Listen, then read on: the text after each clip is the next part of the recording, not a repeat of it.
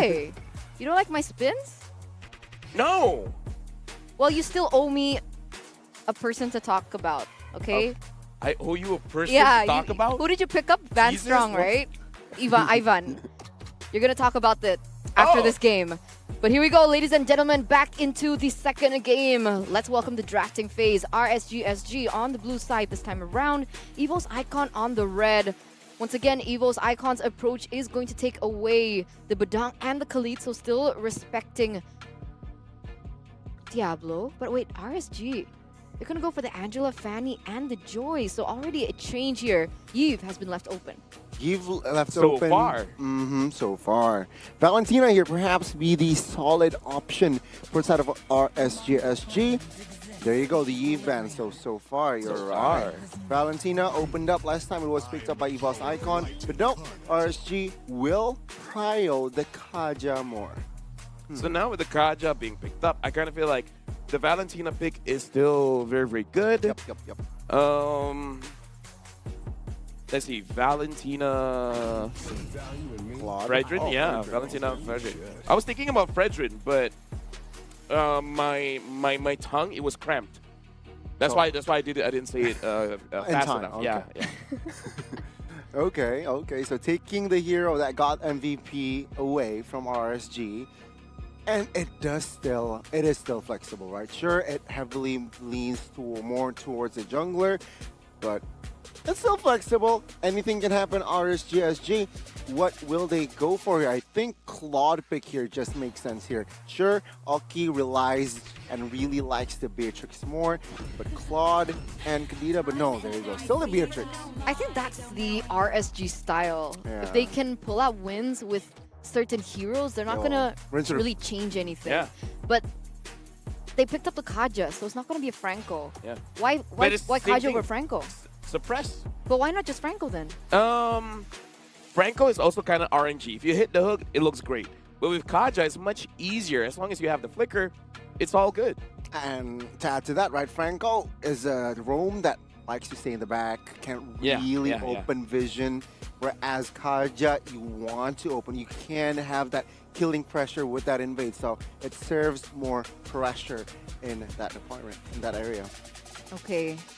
But now, the last pick here for Evo's Icon, a healer. They're going to pick up Florin.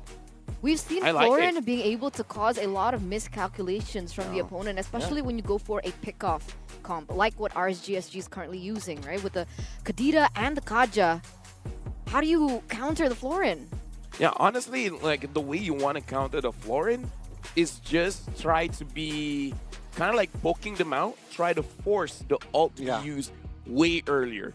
Especially if you can get the Florin herself, because the HP is not a lot. So the only way for you to really fight this, do not target the Fredrin a lot. Unless your damage is so insane that even the Fredrin goes down in just a couple of hits, forcing the ult, then it's all good. So I kind of feel like this is one of those situations, poke them out, and then force the ult first. Yeah, I agree. I mean, I'm clever. I agree. The way you counter a healer is here, just stress them out, overwhelm them with that ult, with the information that the ult has been used, then you go for the all ends. Now second phase, seems like RSG will take out the Grok. Why? Because it's a strong hero, and if you really think about it, composition from side of Evo's Icon is lacking in that CC department, right? So they want to perhaps eliminate options that has massive crowd control here from side of Evo's Icon. But Evo's Icon here, again, it's 3 bans towards Diablo. Will they add one more here? Will they really, Commit to a Diablo ban? And ironically, right, looking at Evo's Icon, the way that the draft is looking right now, I kind of prefer if they pick up something like a Yi Sun Shin, just so that they can have more or less the same amount of damage late game against the Beatrix. Because the way I'm looking at it right now, when you have a Florin, you guys kind of want to clump up together, even though you don't have to, but it's just instinctual kind of thing. And with that, we've seen that Diablo can use Lapu-Lapu as well as Guinevere. And both are really good when everyone is clumped up together.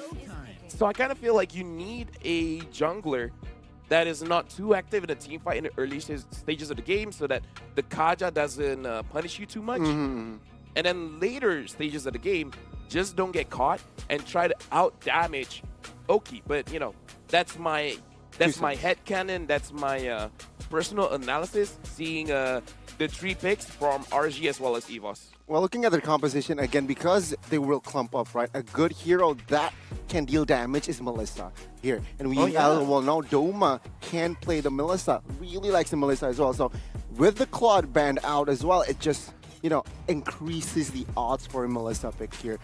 So I guess with that, they need, Melissa pick comes through, RSG. Respond, what will they do? Go here. Martis. I'm biased towards the Martis, but then again, Martis and perhaps an EXP Terizla. Taking it away in the hands of Veldora as well, which caused multiple times problems for the RSG side. I mean, for Melissa, I would prefer Arlet in the EXP lane, just personal. Oh, yeah. Instead of the Terizla. Okay. Just for the reason that he can actually dive on to the Melissa, whereas Terizla finds a little bit of a hard time, especially with the front lines coming in from Evo's Icon. Or against the Melissa, just use the same old, the Lapu Lapu. Right. You just ignore. It's like, go away, and it's like, no. You say go away, I say no, and there's Alice. And Lapu. Lapu, sure, who cares? But the Alice. The Alice indeed comes through. And so there you go. The target ban towards Diablo, it doesn't make sense. No. Oh. Okay. I'm just excited because I do want to see how this Alice works out. Yeah. Because if it's good, I want to try it. I like Alice, but it's so risky, and that window of opportunity for me is so slim. You need to be able to snowball from that early game, get the stacks as fast as possible. If you are against an opponent that can stop you from farming and stop your rotations into your own jungle and be that oppressive force, it's GG. But that's why it's fun. Yeah. Exactly. But now Evo's Icon, they need to answer it with an aggressive pick here, right? Because Melissa is quite passive in the early game. Sure, there you go. Paquito is quite good. Paquito is very aggressive, very good in that early as well.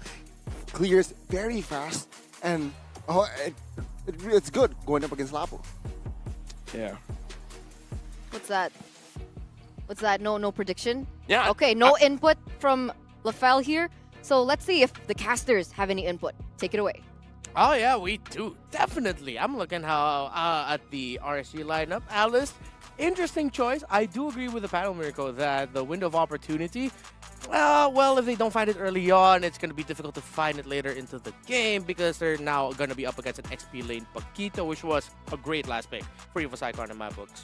I think it's really great the fact that they utilize a lot of these flex picks from the first phase, the foundation, into the second phase. That's why they picked the Melissa first, and we were talking about that, picking up the Melissa, very vulnerable, something like a Lapu or a Lancelot, depending on how they wanted to take it. Bray wanted to go for the Alice, so the Lapu was picked up, and yeah, I think that was an honestly pretty good draft for RSGSG, and with this, I think they might be able to close the series 2-0. Yeah, there is a good possibility there. It's going to be hinging on the performance of the roaming mid-3, how well they're going to be coping with their early game ganks, because we've seen before in other games, if you underestimate the healing powers of a Florin when you're just trying to gank, especially in the gold lane, you're going to end up getting punished, and that is something RSGSG cannot afford. If they're not going to go aggressive early on, then they're definitely going to be playing the somewhat slower but waiting for the right proper team fight opportunity. Maybe in second or third turtle, that's when they'll go all out and hope that they get a victory there as they transition into the mid-game. Welcome to game number 2, RSGSG versus EVO's Icon here in Group A. And we already saw game 1. It was a hot one. Game number 2, let's see if it's gonna be just like that again, already in the mid. Petrifying mobility used up, forcing the flicker, even Lucian Cutie with a flicker burnt out early. Ladies and gentlemen, don't let the tickets sell out, right? Have little tickets left. We only have a few more tickets left, so Just please go and buy it. It's selling like hotcakes. Hotcakes, yeah. Are there like Indonesian hotcakes? Yeah. Like specifically Indonesian versions? We have a lot of different hotcakes. All right, I'm gonna look out for that. I'll show it to you later. Thank you, thank you. And right now, we're looking out at the XP lane, Diablo and Veldora, just taking turns smacking each other. And I think with what we saw in the mid lane for that initial rotation, RSG, they're going to be aggressive here. I mean, look at that. Movement speed all across the board for them, agility all across the board, so that they can rotate around the map faster. You also have pull yourself together there onto the Kadita and the Kaja, knowing that their battle spells so important for their ability kits here. And yeah, aggression is going to be the theme of their game, because Alice jungles really slow, but if it can snowball, really damaging. Ooh, Inspire burns out already up top. Very good trade from Doma, winning in that skirmish, forcing a flicker as well from Oki. And now he even canceled the recall up top there, so Oki's going to have a big problem now if there's any dives towards that side. But luckily for him, EVO's Icon decided to just maneuver their members down to the bottom line. Veldora is waiting in that bush. 2 jabs coming down. Diablo forced the flicker out. Yeah, that's going to be a great position in combo by Veldora already. Still forcing out Diablo, going in. Still Turtle focusing by Eva's Icon. Veldora stuck in a rock between and a hard place. Oh, rough waves coming down with the Divine Judgment, locking them down. The Petrify even, but the healing coming down, and the Appraiser's Wrath. Say goodbye to Bougie. First blood picked up by EVO's Icon, as well as the Turtle. Yeah, we were just talking about it. We set it up. Watch out for the healing that a Florin can dish out. Even though in the early game, it doesn't look like it's a lot. Just drop it off at the right time, and it's going to be a massive turnaround potential there. Bray stuck between 3 members of EVOS. They spot him out, but he'll be able to blood flow on out of there. RSG, what will be their next play? After that little trade win there by Doma, I think they're going to consider going for more ganks onto the gold lane. Yeah, definitely the gold lane is going to be a prio lane to go for, but Doma stole the gold buff away with 1 hit against Bray and Oki. Something you don't get to see a lot there with a Melissa basic attack. Usually you see the muddles, but no, it's just bing. Yeah, he just walked up and threw a sewing needle. Yeah, sewing needle. Not a good look for RSG. I bet it doesn't feel good. So it's one of those moments where you're just going to go, okay, reset, guys. There's a Jin in the mid, Bray and Bougie as well. Krite's here. They're just going to be clearing out minion waves. We're going to be watching out for the rotations of Veldora and Diablo. We already saw how big it was for the initial turtle fight. Now, and yes, we called it. RGSG going up top. Menace Rage coming down with a Divine Judgment, where the healing comes down from Ivan. Now a dash forward from Doma. Even the Inspire used up to sustain. Bougie able to disengage. Susujin looking for more. Breath of the Ocean used up, zoning Susujin away. And if we're talking about this game, I think for RSG, the fact that their composition is based around the Alice and the Beatrix. As long as they're able to weather out the storm, EVO's Icon won't really be able to push them to these deep waters. Yeah, that's why we're seeing RSG when they're trying to go for that pick-off burst combo. Once they know they didn't get it, they already back off. Especially if Bray isn't around. But even now, they really do not want to risk it. A deep cut into the XP lane up top here. Diablo and Veldora are going to be seeing each other in the turtle pit. Let's see what happens here for the second turtle of the game. Oh, they want to go for it. Bray, red tree. Oh, it's still Susujin. Veldora comes in with a knockout strike, bringing Bray back into the muddles. And it's a free kill over to EVO's Icon. Questionable decision there for RSG in my books. Diablo is their secondary frontliner alongside Bray. I feel like if Diablo isn't there, Bray shouldn't overcommit into a sequence, into a play. And you saw it there. Bray got punished. He was the lone frontliner. Of course, Lucent QT can just dish out lightning blades or whatever and just try to get a pick off. But in that scenario, yeah, wait for Diablo for the next one. It should be the call for RSG. And look at them, still just cutting each other's waves. The XP lane, just all about setting up for your team, mostly. Not these 1v1s happening for these 2 XP laners. Lucent Cutie is looking to try to zone Susujin away, maybe to try to steal this away. Okay, 1 basic attack. Nope, Susujin uses that sword, just penetrates through the jungle creep. That quick stab coming in from that Fredrin. Already Muddles gets thrown out, and yeah, EVO's Icon are in a comfortable position because they can afford to do these. Just constantly invade. Here comes Bougie. Oh, they engage onto Ivan right now, still able to find the ultimate. Diablo, Bravest Fighter, stunning him up now. A few more swings of the sword, and he gets it now with another knock-up onto 2. Susujin brought up Bougie low. Veldora punches him to death, but in the other side, Diablo still able to dash away. 2 for 1. Okay, now walking Veldora down, but there's no more commitment. What a play. What a turnaround. Thought EVO's Icon would be able to trap RSG. Oh, Bray! Bray gets caught? What? No! 1 shot was needed from Doma. Bray Crisp, clean, stone cold. Oh, stone cold indeed. Bray is praying right now, saying thank you that I was able to get away from that. It would have been damaging to the next RSG SG rotation, especially with this next turtle coming up in 13 seconds if he got caught out. I bet even Doma's wondering, like, hey, how come I didn't? I'm pretty sure I was spamming the basic attack button. Nothing happened. There was one, I swear to God, there was one needle. There was the one needle coming down. But no, Bray was just like, nah, I was probably just out of your range, son. And now RSGSG have somewhat evened things out after a quick lead by EVS Icon. Now even quickly disappearing. Who's going to get this third? Not Jin. Now with a long, oh my God. Oh, everything thrown at him. Not Jin. RSGSG pick up a clean turtle now. Oh, Christ! Quicker rough waves. Finding Bougie. A good trade over. Oh, it's going to be Doma jumping in as well. No Inspire used up. If that wasn't Inspire, I think even Bray would have just melted down. Yeah, did not have it there. Or he didn't. He decided not to commit 1 second. Oh, 1 second. 1 second off. All right, so Bray able to get his own purple buff. Checking out the items. Already a BOD built up by the Beatrix. The gold laners very close in gold. Already a DHS for this Melissa. The flower of the Florin is going to be, again, just on the back of Jin right now. Taking the game slow as RSG likes it. This is the thing. EVO's Icon, their composition. Technically, they can play towards the later game, yes, but it will only make it harder for them. RSG are not a composition that want to clump up together. They're a composition that wants it to be chaotic. It's an Alice, it's a Lapu. Meanwhile, EVO's Icon, they're very susceptible. If they group up, that's a lot of AoE to be dealing with, and even towards the later game, Doma scales, but so does RSG. Yeah, that's why there's going to be two dominant ISIS on the side of RSGSG. One already in the hands of Bray. I believe the next one, the other one is already in the hands of Lucian Cutie. Meanwhile, because of the type of draft that these two teams showed, Diablo and Veldora had to opt to building more damage items. It's actually a Hunter Strike and a Bloodlust Axe for Diablo. Meanwhile, for Veldora, he actually decided to go for Dominance Ice, and then he's going to be going into the Hunter Strike to pair up with his Bloodlust Axe eventually. Both teams just clearing it out. I mean, again, there's not really much RSG are looking for in this period when there's no neutral objectives. Maybe just a pick, but Lucian Cutie doesn't find anyone who can really get bursted down. Veldora also is very patient, not going onto Lucian Cutie, understanding, you know, he's very vulnerable on this Paquito. Lucian Cutie can just whip him, get that divine judgment. Yeah, very cautious. He knows that even though it looked like a really good target, he doesn't want to risk it. Meanwhile, the bottom lane, Diablo with a slight adjustment. Instead of rotating to the mid lane, as they have both been doing, these two XP laners, clear wave, rotate, Diablo got to read the situation and saw, hey, wait, I can just take down this tower, and now Veldora's going to be forced back here.